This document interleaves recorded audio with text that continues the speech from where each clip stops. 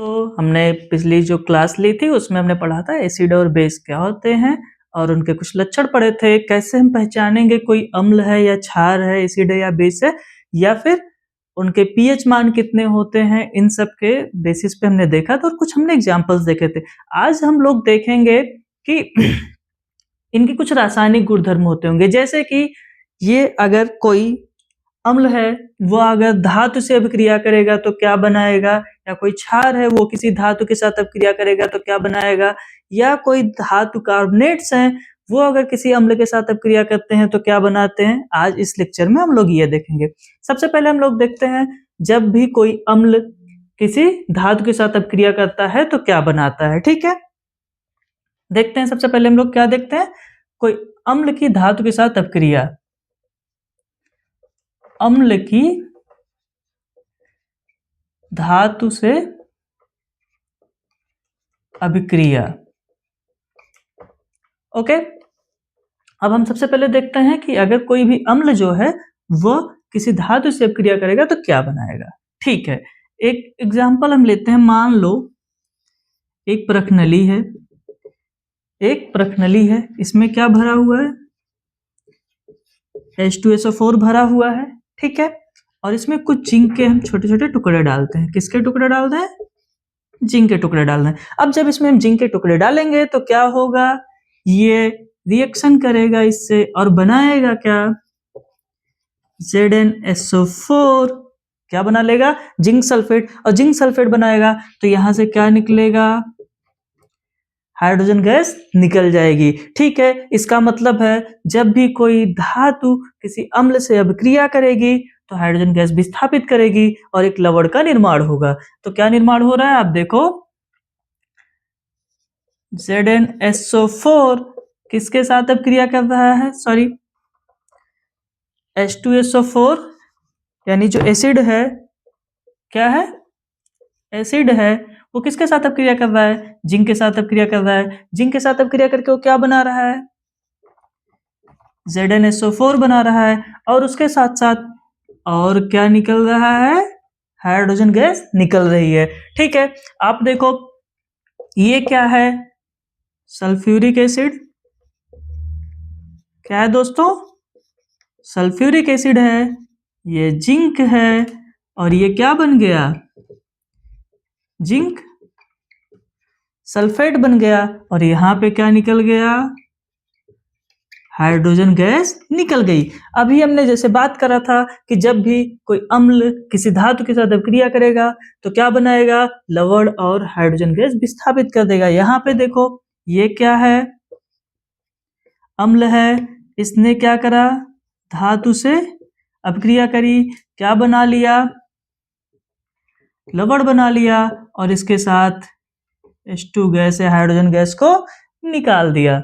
ठीक है, इसका मतलब जब भी कोई अम्ल धातु से अभिक्रिया करेगा तो लवण बनाएगा और हाइड्रोजन गैस को विस्थापित करेगा। ठीक है, अब अगला फिर हम लोग देखते हैं, अगर सेम सिचुएशन आ जाए किसी क्षार के साथ तो क्षार क्या करेगा, क्या देखेंगे हम, कोई क्षार क्या करेगा। देखो अम्ल की जगह पे हम क्या कर देंगे, क्षार। ठीक है, या बेस। अब देखो क्षार का एग्जाम्पल हम लोगों ने उस दिन बात करी थी, प्रबल क्षार एक क्या था हमारे पास, सोडियम हाइड्रोक्साइड। उसकी किससे हमें करवा देनी है, जिंक से करवा देनी है, या मेटल या धातु से करवा देनी है। क्या बना लेगा ये भाई, Na2ZnO2 प्लस हाइड्रोजन गैस। याद रखना जब भी जो क्षार होगा वो किससे अभिक्रिया करेगा, धातु से अभिक्रिया करेगा तो क्या बनाएगा, हाइड्रोजन गैस विस्थापित करेगा और जिंक, सोडियम जिंकेट बनाएगा। ये क्या है भाई, सोडियम हाइड्रोक्साइड है। क्या है, सोडियम हाइड्रोक्साइड है, ये है जिंक। और ये क्या है, सोडियम जिंकेट है। और ये क्या निकल रहा है, हाइड्रोजन गैस निकल रही है, हाइड्रोजन गैस। ठीक है, अब देखो जब भी कोई अम्ल किसी धातु के साथ अपक्रिया करेगा तो क्या निकालेगा भाई? हाइड्रोजन गैस निकालेगा। क्षार भी करेगा तो क्या निकालेगा भाई? हाइड्रोजन गैस निकालेगा। लेकिन सभी क्षार ऐसा नहीं करते हैं, ठीक है। अब बात करते हैं हम, ये तो हो गई हमारी अम्ल और क्षार की अपक्रिया किसके साथ? धातु के साथ। अम्ल और क्षार की अपक्रिया हो गई किसके साथ? धातु के साथ। अब एक और केस हम देखते हैं कि मान लो कोई धातु कार्बोनेट है, वो अगर अम्ल के साथ अपक्रिया करेगा तो क्या बनाएगा? चलो देखते हैं। धातु कार्बोनेट का एग्जाम्पल अब देखते हैं क्या? धातु कार्बोनेट्स की अम्ल के साथ अभिक्रिया या reaction of metal carbonates with acid, ठीक है। अब सबसे पहले हमें इसके लिए एक धातु कार्बोनेट चाहिए होगा। धातु कार्बोनेट हम मान लेते हैं क्या? Na2CO3। इसके साथ हमें क्या चाहिए भाई? एक अम्ल चाहिए। अम्ल ला दिए, ठीक है। अब बताओ अगर ये अम्ल धातु कार्बोनेट के साथ अपक्रिया करेगा तो क्या बनाएगा? देखो याद रखना, जब भी कोई भी अम्ल धातु कार्बोनेट के साथ अपक्रिया करेगा तो निर्माण करेगा लवण का, उसके साथ जल का और कार्बन डाइऑक्साइड रिलीज कर देगा, ठीक है। तो लवण कौन सा बनेगा? सोडियम और क्लोराइड मिलके क्या बना सकते हैं? सोडियम क्लोराइड बनाएंगे, ठीक है। सोडियम और क्लोराइड मिलके क्या बनाएंगे? सोडियम क्लोराइड बनाएंगे। इसके साथ और क्या निकलना है? जल निकलना है। जल निकल गया भाई, निकाल दिया। फिर हम क्या करेंगे? एक चीज और निकलेगा। क्या निकलेगा? CO2 निकलेगा, ठीक है। देखो जब कोई भी धातु कार्बोनेट अम्ल के साथ अपक्रिया करेगा, लवण बनाएगा, जल बनाएगा और कार्बन डाइऑक्साइड बनाएगा, ठीक है। ये क्या है? सोडियम कार्बोनेट है। ये क्या है? हाइड्रोक्लोरिक एसिड है। ये क्या है? सोडियम क्लोराइड है। ये क्या बन गया? वाटर बन गया। और ये क्या बन गया? कार्बन डाई ऑक्साइड बन गया। अब देखो क्या हुआ, जब धातु कार्बोनेट ने किसके साथ अपक्रिया करी? अम्ल के साथ अपक्रिया करी। क्या बना दिया? लवण बना दिया। क्या बना दिया? लवण बना दिया। इसके साथ क्या बना दिया? जल बना दिया। जल के साथ क्या बना दिया? कार्बन डाई ऑक्साइड गैस बना दी, ठीक है। तो यानी कि जब भी कोई धातु कार्बोनेट अम्ल से अभिक्रिया करेगा तो किस चीज का निर्माण करेगा? इसको आप बैलेंस कर लो।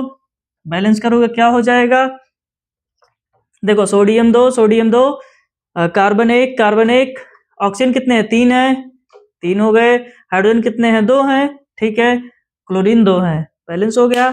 अब हम बात करते हैं किस चीज की, कि जब भी कोई भी धातु कार्बोनेट अम्ल के साथ अपक्रिया करेगा, लवण, जल और कार्बन डाइऑक्साइड बनाएगा। अब ये कार्बन डाइऑक्साइड जो बन गया, इसको हम क्या करेंगे? क्या बन गया है भाई? कार्बन डाइऑक्साइड बना है। क्या बन गया है? Carbon dioxide. अगर इस कार्बन डाइऑक्साइड को हम किससे अपक्रिया करवा दें? कैल्शियम हाइड्रोक्साइड से, तो ये क्या करेगा? देख लो, बनाएगा कैल्शियम कार्बोनेट। क्या बनाएगा? कैल्शियम कार्बोनेट प्लस जल। अब देखो ये क्या बन गया भाई? कैल्शियम कार्बोनेट बन गया और जल बन गया, ठीक है। क्या बन गया? ये क्या था? कैल्शियम कार्बोनेट था। ये क्या था? Carbon dioxide. कहां से निकला था? जब धातु कार्बोनेट ने अपक्रिया करी हुई थी अम्ल से तो क्या निकाला था? कार्बन डाइऑक्साइड गैस निकाला था। क्या बन गया? कैल्शियम सॉरी, ये कैल्शियम हाइड्रोक्साइड है, कैल्शियम हाइड्रोक्साइड। ये क्या बन गया? Calcium carbonate. और फिर ये क्या है? वाटर है। ठीक है, अब देखो इसने क्या बना लिया? कैल्शियम कार्बोनेट बना लिया, जल बना लिया। आज के लिए इतना ही, बाकी का हम नेक्स्ट चैप्टर में देखेंगे। आपको ये चैप्टर कैसा लगा आप प्लीज बताएं। Thank you.